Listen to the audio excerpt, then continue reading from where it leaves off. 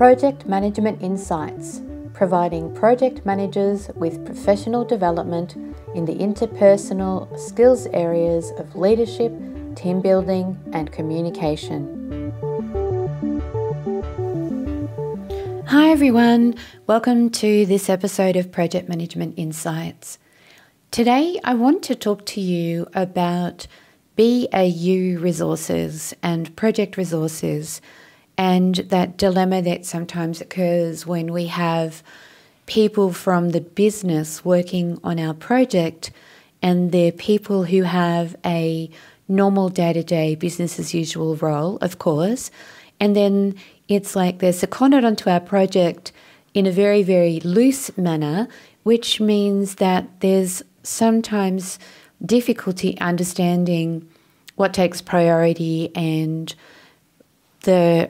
amount of time that they may be working with us on our project.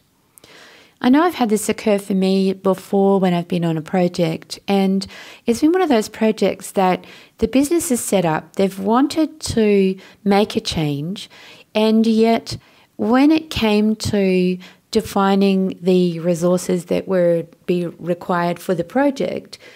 they didn't want to spend the money to have dedicated resources on the project.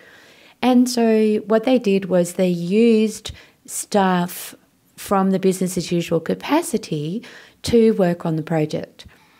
And as you probably know yourself, when this happens, it creates difficulties. Why does it create difficulties? Well, it creates difficulties because there is usually not a clear understanding between the management or the project sponsor or business owner and the team member that's being seconded part-time onto the project as to what their role is on the project and how much time they are expected to give up from their business as usual state to the project. And this creates problems because you're the project manager, you have a deadline and a requirement from your project sponsor or business owner,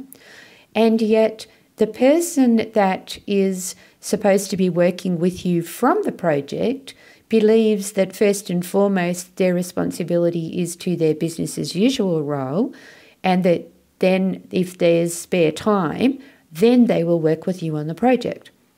Now this confusion creates tension between you and the staff member or staff members, because oftentimes you might have more than one person in this space of working both in the BAU capacity and on your project. It creates tension, it creates problems, it creates difficulty for you, because what I found is I feel like I'm whinging or complaining if I go back to my business owner or sponsor and say to them that things are behind, there's difficulties, and it's all to do with this clarity.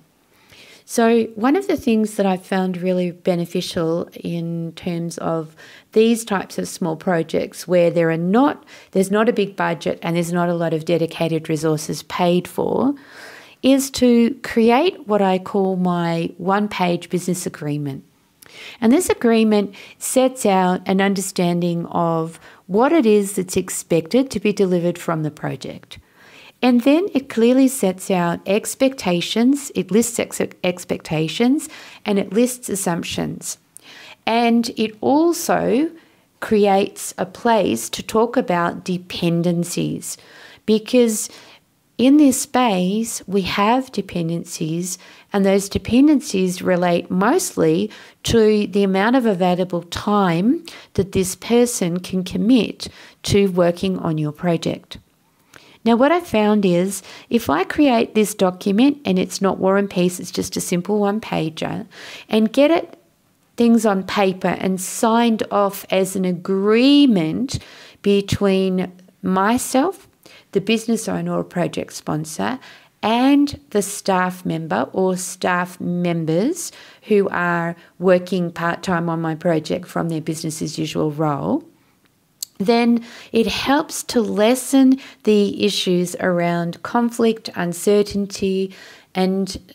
the lack of clarity that usually creates all of the problems. It's a simple document that doesn't take very long to put together, and oftentimes what I find is it helps raise the sorts of issues and problems that are already present before my project starts. Because if I was to go to this particular staff member who the business owner or project sponsor has said they're going to give me, 1 day of their time a week to work on this project, they would probably tell me that they don't have one spare day a week to work with me on the project. As far as they're concerned, they're already working more than their normal hours, and adding additional time or additional responsibility for them to do something else, i.e. work with me on the project, doesn't factor into their standard operational day, their standard week of working. And so this is where it creates an ability for us to negotiate an outcome, to talk about the issues that this person might have with giving me a day of their time, to talk about the responsibilities that they might have and how those responsibilities will impact on their ability to do their job with me on their project. I might have an expectation that they would be able to connect with me and give me time in the morning, when in their day, the morning is the busiest time of day for them based on their current responsibilities. And so already there's going to be a conflict when I have an expectation and they're not able to meet it. And yet if we can sit down and talk about it, and for me to understand, well, it's no good me expecting this person to give me time in the morning. If I want them to give me time, it's going to be from 3 o'clock in the afternoon, as an example. So then it means me scheduling other things that need to be done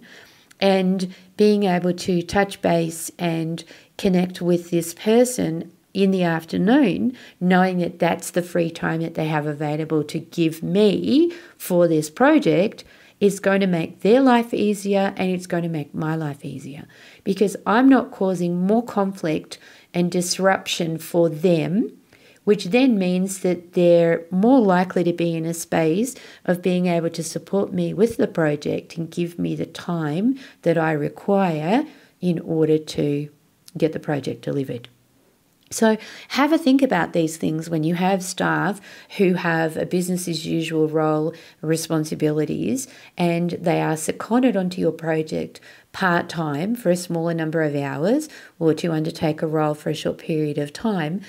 Have this discussion, complete one of these templates with them and the business owner, and ensure that there is a clear understanding of prioritization of the work, because the person in the role might consider that their BAU role is the most important thing, so they would prioritize that first, whereas the business owner or business sponsor, project sponsor, believes that this person will prioritize the project work at the top. And so again, it's about understanding and assumptions and clearing them up, making sure that there's clarity for everyone involved. And by doing this, you are going to create an easier time for both yourself and this staff member or staff members who are supporting you in the delivery of your project. Hopefully this helps, and I'm going to be talking to you always about communication, clarity, expectations, and assumptions, because the more of these, the more clarity that you create by opening up and having discussions about these assumptions and expectations, the easier your life is going to be in terms of managing your project, and the more successful your project delivery is going to be, because you're creating clarity. And by creating clarity, you're creating ease for everybody, for both you and the people who are working on the project with you, and it will make their life easier, and it makes it smoother for them to be able to support you in delivery of the project. So hopefully this helps, and if you have any questions or any issues, please reach out to me, Karen at projectmanagementinsight.com, with your questions, and I'll be happy to answer them. Until next time. Thank you for listening to this Project Management Insights podcast. Be sure to visit projectmanagementinsight.com and sign up for our monthly newsletter, or to receive updates on upcoming training.